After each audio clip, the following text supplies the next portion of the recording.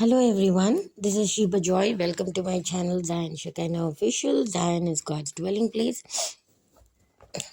Shekinah is God's glory. Today we're going to look into Psalm 130 and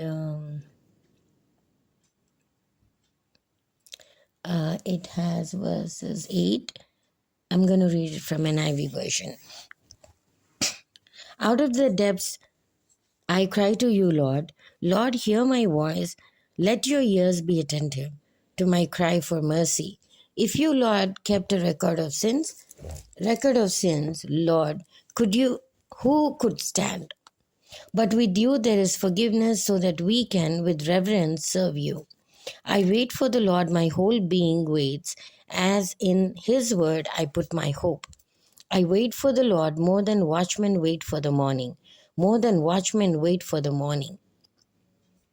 Israel, put your hope in the Lord, for with the Lord is unfailing love, and with him is full redemption. He himself will redeem Israel from all their sins. So the Lord is talking about, you know, that verse 1 says, out of the depths I cry to you, Lord. Lord, hear my voice. You can probably say maybe it says the song of ascents, but David also cried many times like this, right, to the Lord, because when he sinned, he cried to the Lord. He went back to the Lord, and that's important. Whatever sin we may have done in the past, uh, or or still doing it, we need to turn back to God if we want our lives safe in the hands of God. That is most important. So David sinned, and he went back to God. So that's why his life was spared. People also, when people sin and then they go back to God, then they're very safe. But when they sin and then reject the laws of God and God himself, then there is a big disaster for them. So that is what the psalmist is talking about. Because in 3, it says, verse 3, if you, Lord, kept a record of sins, Lord, who can stand? Did you see this? Because everybody sins, right? Either small, big, medium, whatever that concentrated or diluted, whatever that is, sin is sin. So when they sin, and if he's going to keep a record of all the sins, of each individual, the psalmist is saying, who can stand? We cannot stand in this. He's a holy God. I mean, if the word holy has come out, it has come out from God himself, from Jesus himself, who is holy and blameless without any blemish. So, psalmist is saying that, any person who has sinned, and if God keeps an account of that, he's saying they will not be able to stand in that. So, but he's also talking about with you there is forgiveness. See, when will forgiveness happen, folks? Forgiveness, a lot of people take this very lightly, and this is where I get little irritated and frustrated too. Forgiveness happens when you ask God for forgiveness. But it doesn't mean that God will just forgive you when you sin. No, it's not like that. I mean, you should even have some common sense, right? You keep sinning and then you think that God is going to forgive. I mean, you think God is a fool? Or you think God is blind? No, he's not. So how can you think that God will forgive when you don't even ask for forgiveness, right? See, Lucifer, no, Lucifer had pride. So, yeah, David is the best example. Or even Job also. Job asked for forgiveness every day. He used to ask for forgiveness every day by giving a sacrifice to God, by doing a sacrifice to God. Now that's in the Old Testament, because he used to think every morning when he used to wake up, he used to think, oh, did I covet anything? Did I sin anything? Did I sin? Meaning not just adultery, fornication, murder, all this. No, no, not just those. Those are very big sins. And those sins are not even like um, spared by God. So the sins I'm talking about, if he lied or if he wanted some of the things from the neighbor's place, or he aspired to have some other people's blessings or some other people's things and all that, even that's a sin, right? What is not yours, you should not covet, it says in the Bible. Do not covet. That's one of the commandments. And then in Deuteronomy it says very clearly, what even do not covet about the donkey in your neighbor's house. Like if they have a donkey, suppose you have two donkeys and they have only one, you people see that and say, oh, I wish I could have that, or they want to take that. That also should not be done, it says in Deuteronomy. Otherwise what happens, that will become a curse for such people who do that. See, aspiring things by not seeing the things, by not seeing the blessings of others is okay. But if you see the blessings of others and aspire those things, that is covetousness. That is covetousness. That is really, really bad. Really bad. So here, I mean, that is a big sin also in the eyes of God.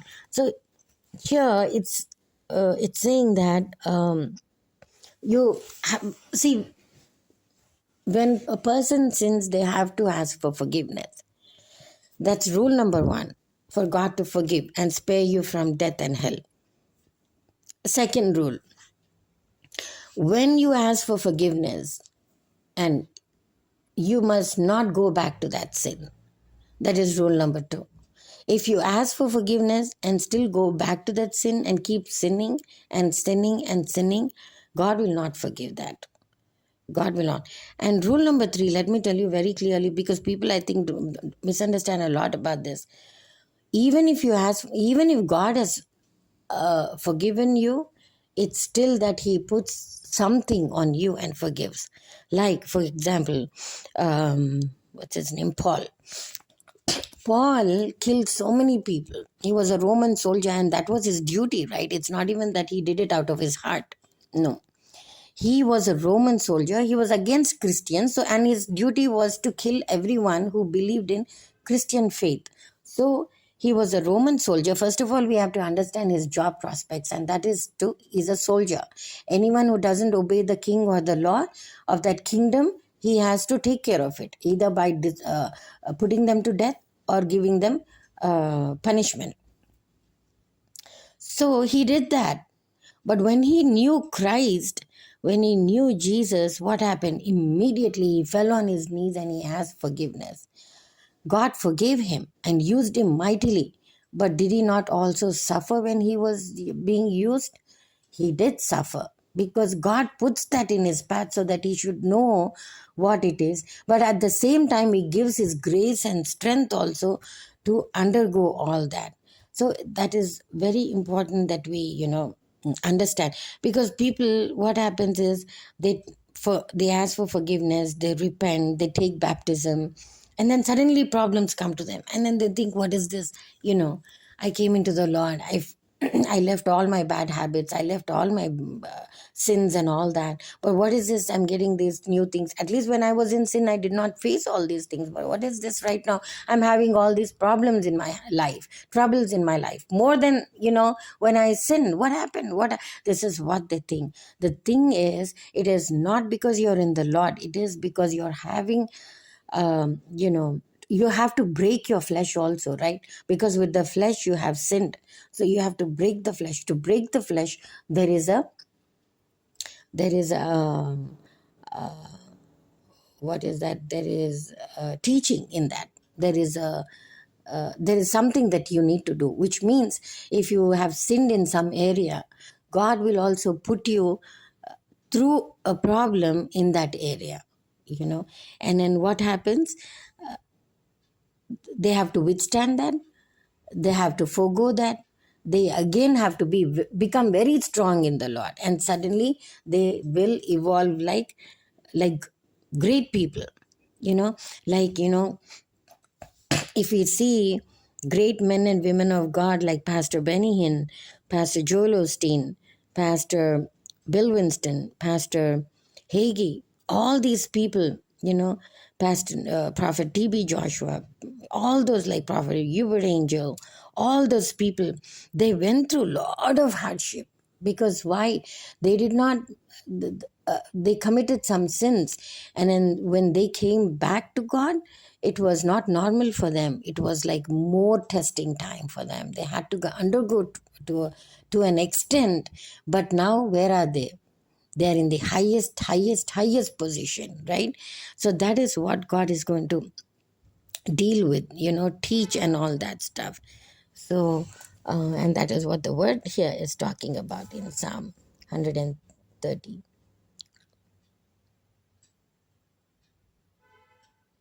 And verse 8, he himself will redeem Israel from all their sins. See, Israel is God's chosen country, and Israel is a country where God himself named that country. Why Jacob's name was Israel, right? So and Jacob is the grandson of Abraham. So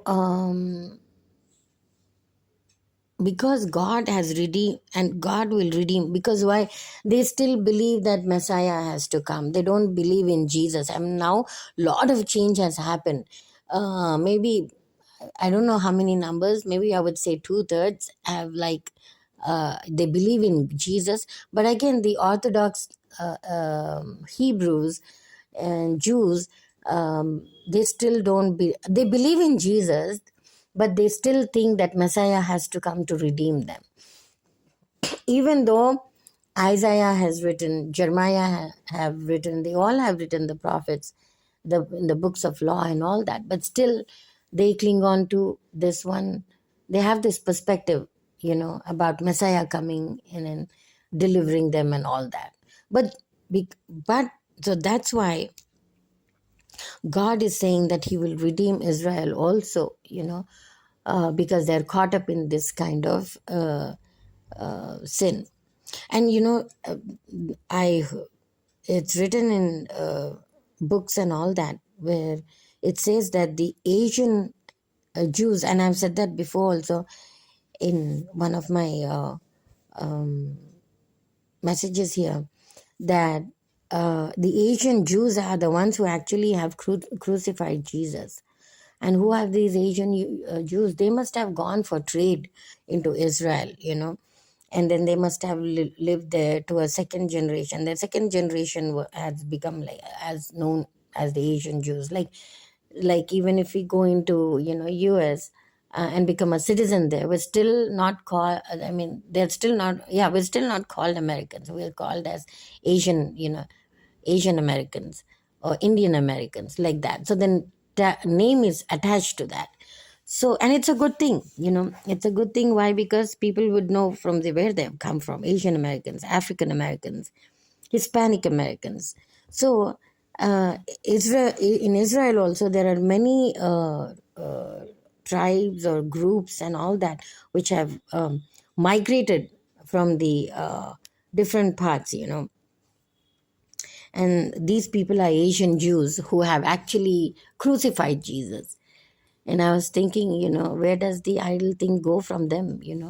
That idol worshippers have like these bondages for generations.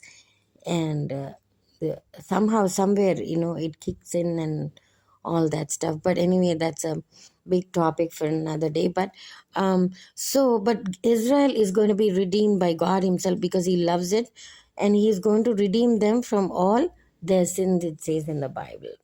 So our God is a good God, folks. He's a good God. He's a gracious God. He's a very, very, very loving God. He's a God who He's exalted above every nation, every people, tongue, and every language, and every living thing and non-living thing. God is exalted. Every religions of the world, Jesus is exalted above all nations, right? He is to be glorified. He is a magnanimous God. So this is what psalmist is talking about in Psalm 130. And may the Lord bless this word, and thank you for listening.